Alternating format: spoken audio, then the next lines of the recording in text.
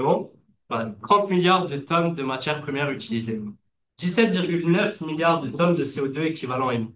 560 milliards de tonnes de déchets produits. Ces chiffres démontrent l'impact majeur qu'ont les chantiers de construction sur l'environnement chaque année.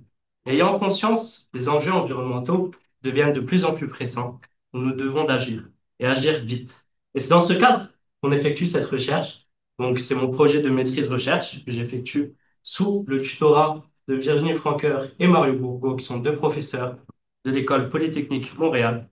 On essaie d'identifier, de comprendre, de cerner quels sont les déterminants psychosociaux des comportements éco-responsables des acteurs du milieu de la construction.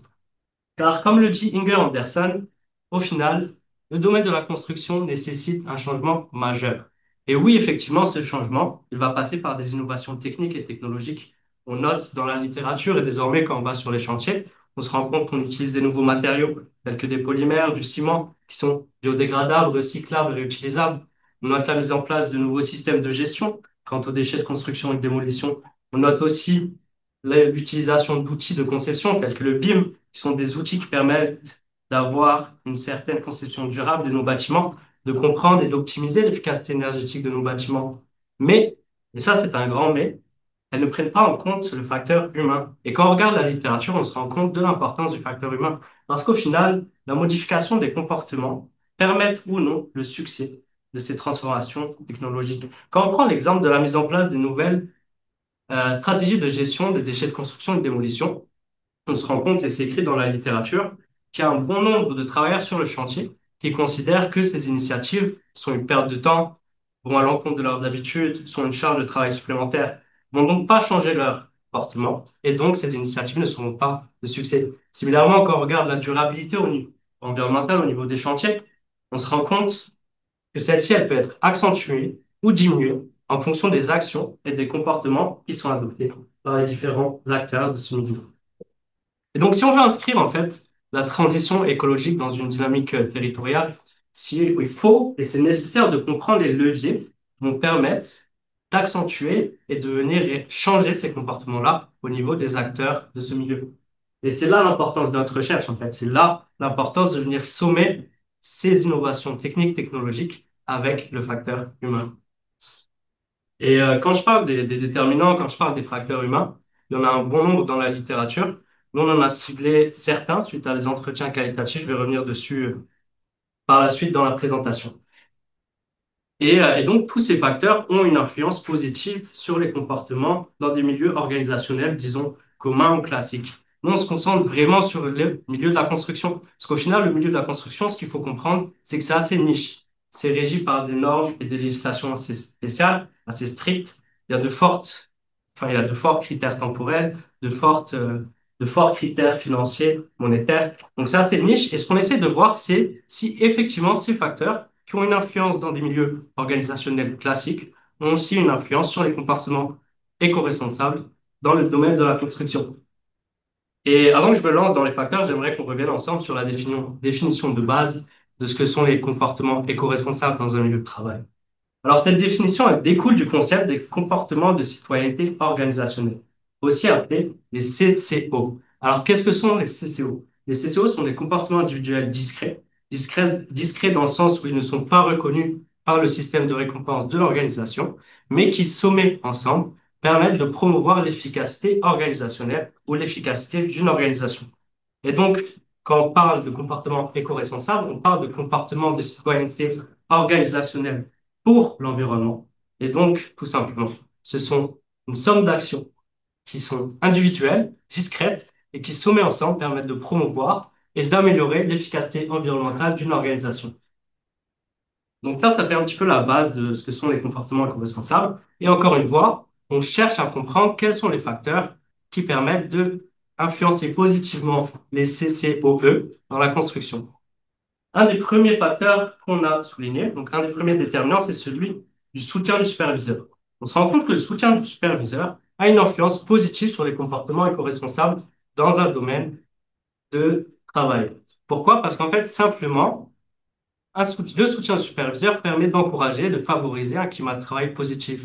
Et en créant un climat de travail positif, on va venir encourager les employés à adopter des comportements éco-responsables. Donc la question qu'on se pose, c'est effectivement le soutien du superviseur a une influence positive dans un milieu classique. Est-ce que c'est aussi le cas dans les chantiers de construction? Dans le même ordre d'idée, on est parti sur les émotions positives.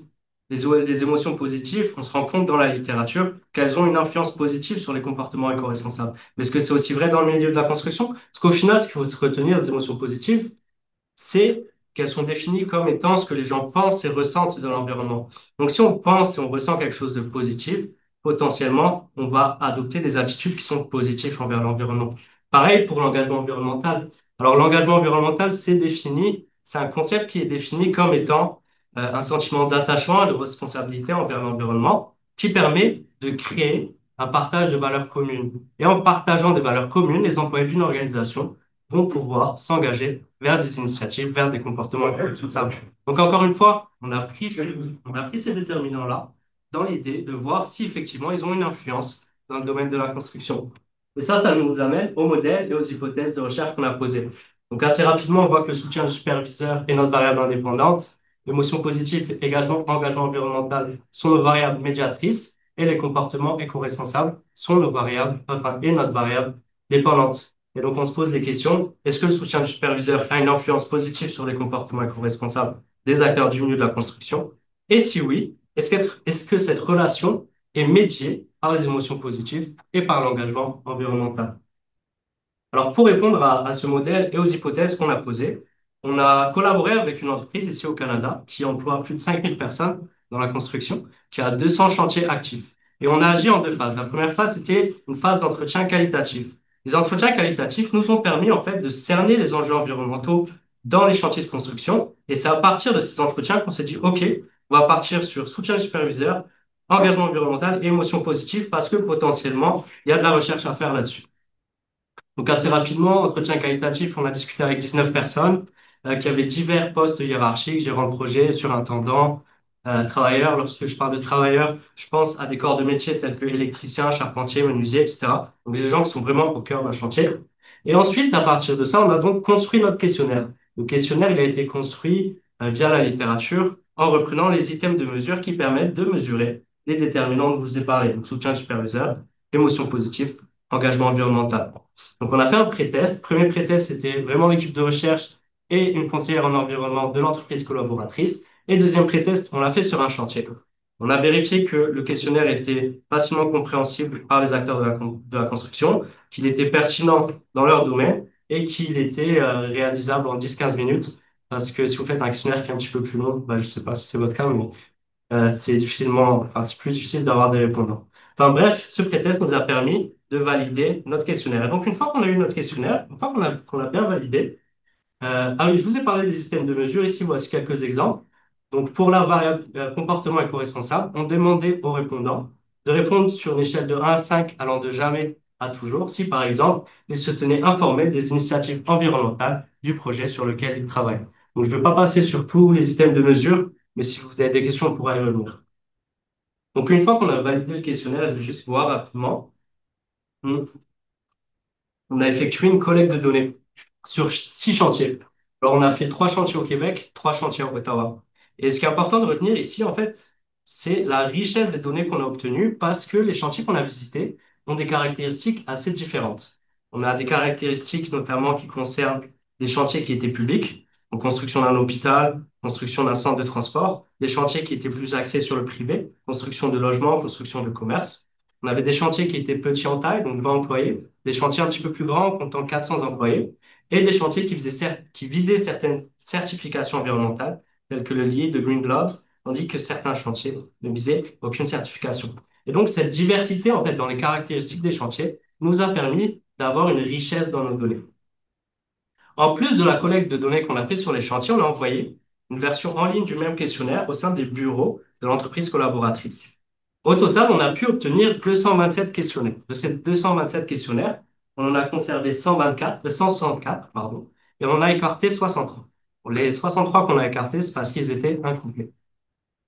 Et assez rapidement, donc ça, c'est les variables sociodémographiques, les résultats qu'on a obtenus. La majorité des répondants, 73%, étaient des hommes. Au niveau des années d'expérience, c'était des personnes assez expérimentées avec plus de 13 ans d'expérience dans le domaine de la construction et avaient un type d'emploi de style gestion. Quand je parle d'emploi de gestion, c'est des postes à responsabilité, tels qu'ingénieur, architecte, directeur de projet, gestionnaire, etc. Et donc, on a pu, avec notre collecte de données, effectuer à l'aide de la macro-process de Hayes sur SPSS, bon, je vous passe les détails, mais effectuer plusieurs régressions qui nous ont permis de valider nos hypothèses et de valider le modèle qu'on a posé. Et là, on se rend compte de quoi? On se rend compte qu'effectivement, le soutien du superviseur a une influence positive sur les comportements éco-responsables des acteurs du milieu de la construction à point 54 et que cette relation, elle est partiellement médiée par les émotions positives et par l'engagement environnemental. Donc concrètement, qu'est-ce que ça veut dire? Et je pense que c'est assez simple, même vous dans la salle, vous pouvez le vivre au quotidien. Si vous avez un superviseur qui vous félicite, qui vous encourage, bah, ça va vous donner une certaine ouverture d'esprit, ça va vous donner envie d'adopter des comportements qui sont positifs et notamment des comportements éco-responsables. Similairement, un superviseur, encore une fois, qui vous félicite, ça va vous donner des émotions positives et le fait d'avoir des émotions positives vont donner une ouverture d'esprit et cette ouverture d'esprit va vous aligner vers l'adoption de comportements positifs. Pareil pour l'engagement environnemental, ça suit le même ordre d'idée. Et la force de notre recherche, en fait, elle dépasse les résultats théoriques qu'on a obtenus. Elle se trouve plus, je dirais, dans l'application pratique qu'on peut avoir. Parce qu'au final, ce qu'on souhaite, c'est avoir un changement qui soit positif. Et donc, à partir de ça, on peut proposer certaines applications pratiques aux entreprises de la construction en leur proposant de former leurs superviseurs, de les sensibiliser à l'environnement, de les sensibiliser à la création d'un climat de travail qui soit positif, ce qui permettra par la suite d'engager leurs employés. Et pour finir, encore une fois, la force de cette recherche, elle montre que oui, la transition écologique et avoir des chantiers qui vont respecter une certaine durabilité, où on va pouvoir avoir un changement qui soit positif sur l'environnement et sur l'humain, passe non seulement par les transformations techniques et technologiques, mais avant tout par le facteur humain. Voilà, merci.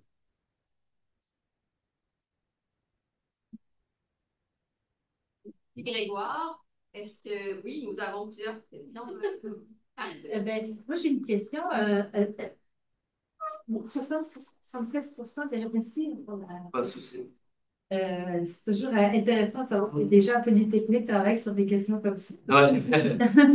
Euh, euh, 73% des répondants, c'était des hommes. Est-ce qu'il y avait une différence entre les hommes et les femmes dans l'engagement, dans Non, zéro? il y a une différence entre les types d'emploi. Donc, dépendamment que ce soit des gestionnaires ou des travailleurs sur le chantier, encore une fois, gestionnaire, poste à responsabilité, architecte, ingénieur, etc. Et des travailleurs, donc travailleurs plus des corps de métier, on va dire plus directs, électriciens, charpentiers, etc. Là, on a vu une différence de sensibilité au niveau des émotions ressenties, au niveau de l'engagement, mais pas au niveau du genre. Donc, ouais. Mais moi aussi, j'étais surpris de... Ouais. Oui. Quel était le degré de sensibilisation des différents corps de métier, justement, à l'éco-responsabilité? Je ne sais pas, quels sont les concepts qui ont été présentés aux travailleurs en tant que tels? Parce qu'on a parlé d'économie circulaire, on a parlé Mhm. d'éco-responsabilité, on a parlé de durabilité. Quel était le niveau d'information qu'on a transmis aux différents corps de métier pour qu'ils adoptent des comportements éco-responsables, entre guillemets? Parce que souvent, on va dire aux gens, ben, fais ci, fais ça, mais on n'explique pas dans quel contexte, quelles sont Mhm. la résultante de leurs actions, si on veut. Là. Mhm. Est-ce qu'il y a eu ce degré de sensibilisation plus élevé que juste que c'était ça? Oui. Bah, nous, on s'est vraiment concentré, enfin, moi, je veux dire, mon projet de recherche concentre vraiment sur cette analyse-là, donc ça passe par le questionnaire. On va proposer des implications pratiques, mais ça dépasse un petit peu le scope de mon projet. Je pense que ça sera un autre projet qui essaiera de mettre en place à partir de ce qu'on a fait des applications pratiques et là de les suivre en fonction des travailleurs. Mais concernant le questionnaire, ce qu'on a fait, c'est qu'on a commencé par définir, expliquer enfin, quels sont les concepts de comportement éco-responsable en donnant quelques exemples simples. Et puis dans les systèmes de mesure, c'est assez expliqué facilement pour la variable comportement éco-responsable, ça reste des gestes qui sont compréhensibles, donc c'est des degrés de sensibilité qui sont assez communs. Par exemple, on leur demande est-ce qu'ils se tiennent informés des initiatives environnementales du projet sur lequel ils travaillent? Est-ce qu'ils entreprennent des initiatives environnementales qui contribuent positivement à l'image du projet, etc. Donc c'est une sensibilité qui reste assez, je dirais, basique pour le questionnaire. Après, c'est sûr, par la suite, Et c'est la force de la recherche, c'est ce que je disais, mais ça dépasse un petit peu moi ce que je veux faire. C'est vraiment mettre en place ces applications, faire un suivi comme vous avez fait, en précisant, en mettant en contexte pourquoi est-ce qu'on fait cette recherche, pourquoi est-ce qu'ils doivent adopter ce comportement, et c'est comme ça qu'on va réussir à les sensibiliser. Mais ouais, excellent. C'est juste, parce que, Ouais. je ne sais pas si tu étais au courant, mais on a au CIEC, on a un Mhm. laboratoire vivant, secteur de la construction, OK. économie circulaire. Et puis, il y a eu comme 19 projets d'expérimentation qui ont été, OK. qui ont dérivé de ça, des projets de déconstruction, des projets de construction Mhm. circulaire, en tout cas, bref, une série de projets. Et il y a un des acteurs de terrain, en fait, parce que les projets étaient réalisés par les acteurs de terrain en collaboration avec des chercheurs, Mhm. il y en avait un, entre autres, qui était sur le tri à la source des projets de construction, parce qu'évidemment, il y a des risques quand on construit des maisons. Donc, un, entre autres, à Beaumont. Et puis, on a eu une présentation durant le sommet d'économie circulaire il y a 3 semaines par le PDG de cette entreprise-là, Mhm. qui était le leader, en fait, du OK. projet en question. Et ce qu'il nous expliquait, c'était que et, le projet a permis de former en fait, ces employés sont devenus des agents de changement à un point tel que là, ils influencent tout leur écosystème. Tu sais, Ouais. dès qu'ils voient un comportement qui déroge de ce qui devrait être en termes de tri à la source et de valorisation des matériaux de construction, des déchets de construction d'innovation, ben, se le font en fait, ils sont en train vraiment d'influencer leur écosystème beaucoup plus large que le projet pilote au départ. OK. Ça dépend des frontières. Ça pourrait être un cas à étudier éventuellement. Je peux te mettre en C'est contact avec eux. excellent, ouais, bah, Ouais. avec plaisir. Moi, ça me fait penser à deux notions. La première, c'est ce qu'on appelle les comportements extra-rôles. Donc, quand on parle des comportements éco-responsables, on a in-role, extra-rôle. Donc, in-role, c'est je recycle mon lunch, des choses assez simples. Extra-rôle, c'est qu'on va venir engager nos collègues à adopter des Mhm. mesures comme vous en avez parlé. Donc, ça rejoint un petit peu l'engagement environnemental, comme je disais, parce qu'au final, ça vient créer des valeurs communes et c'est avec ces valeurs communes-là qu'on va venir sensibiliser les gens qui sont autour de nous et qu'on va pouvoir continuer et ça va faire une sorte d'effet boule de neige où on va sensibiliser de plus en plus de personnes, réussir à mettre en place des initiatives et tout simplement s'aligner vers une transition plus durable. Mais on en parlera Ouais, après, ouais, je suis d'accord. Bonheur. Merci. Ouais. Euh, au, au fond, et après, vous, C'est vraiment un beau portrait sur le rapport à l'intérieur de l'entreprise, mais dans son rapport extérieur. Je te donne un exemple. Le monde qu'on construit à Romaine, il y a un rapport de fierté dans cette création-là. OK. Est-ce que toi, dans tes recherches, c'est cette question-là aussi du rapport dans son environnement, parce que oui, il y a quelque chose qui se construit dans une question de représentation, mais aussi, si tu es en train de construire quelque chose de beau dans la représentation de tes enfants, c'est pas juste un sous-métier, tu es en train de construire l'avenir Mhm. dans ce truc-là. C'est une seule surtout dans tes d'entrevue qui a été active. Aussi, cette question-là aussi, de se réfléchir dans ce milieu pas être quelqu'un qui reçoit un ordre, qui construit quelque chose, Mhm. qui est en train de créer quelque chose aussi. Euh, je dirais plus ou moins dans le sens où la manière, parce que je parle des émotions, donc nous on étudie les émotions positives et la manière dont on a formulé la question qui porte sur les émotions positives rejoint un petit peu ce que tu dis. Ça rejoint dans le sens où on l'a posé de la manière suivante. Est-ce que lorsque vous adoptez un comportement éco-responsable, est-ce que vous ressentez des émotions? À quel degré d'intensité? Donc ça dépasse un petit peu recevoir un ordre et faire la chose assez bêtement. Ça amène des valeurs intrinsèques et ça demande une réflexion intérieure à savoir si effectivement, lorsqu'ils adoptent des comportements éco-responsables, ils ressentent des, euh, des émotions positives. Donc, tu as parlé de fierté. Nous, on n'étudie pas nécessairement la fierté. Nous, on étudie d'autres émotions positives, comme être déterminé, inspiré, etc. Donc, plus ou moins, oui. Je sais pas si ça répond à ta question. Ouais. Juste un idée plus générale Mais de c'est une cette valorisation Ouais. créatrice des créateurs aussi dans cet aspect collectif. Mhm. Non, mais c'est vrai, ouais, très bon point. puis, donc, Ouais. Bah, du coup, ça rejoint un petit peu, et puis tu as un petit peu répondu aussi. Moi, c'était plus sur les échelles de mesure. Ouais. Je me dis qu'entre ce que tu déclares et après ce que tu fais réellement, c'est vrai que c'est pas simple. Donc, Ouais. on peut avoir quelque chose de très fort en termes de résultats quantitatifs, et puis finalement, après, sur le terrain, on voit que Mhm. c'est pas. Alors, est-ce que vous allez encore faire une autre recherche, comme on appelle les recherches mixtes, où tu vas retourner sur le terrain, essayer d'observer des pratiques, etc. Ou... Alors moi, normalement, je finis cet été, si tout se passe bien, donc Ok. non. Et je crois qu'il y a une autre étudiante qui va reprendre le projet, je sais pas Ouais, si ouais, tu en et qui va termes de continuer. Après, c'est sûr que malheureusement, en recherche, il y a forcément des biais. C'est sûr qu'un répondant, on essaie de les éliminer au maximum, mais c'est sûr que même moi, des fois, je réponds à des questionnaires et j'ai tendance à mettre le plus positif possible. Et en réalité, c'est pas nécessairement vrai. Donc, je pense qu'on fait tous plus ou moins ça. Donc, oui, il y a des biais qui se créent. Après, honnêtement, c'est en utilisant des analyses statistiques, on essaye de minimiser ces biais, en essayant d'avoir un maximum de réponses, on essaye de suivre certaines lois qui nous permettent de réduire encore une fois ces biais. Mais effectivement, ouais, ce serait intéressant de retourner sur le terrain et après de faire une sorte d'étude comparative entre les résultats qu'on a obtenus à l'heure actuelle et les résultats obtenus après, par la suite. Ouais.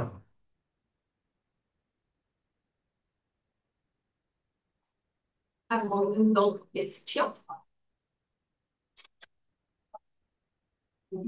Ben, merci beaucoup. Merci.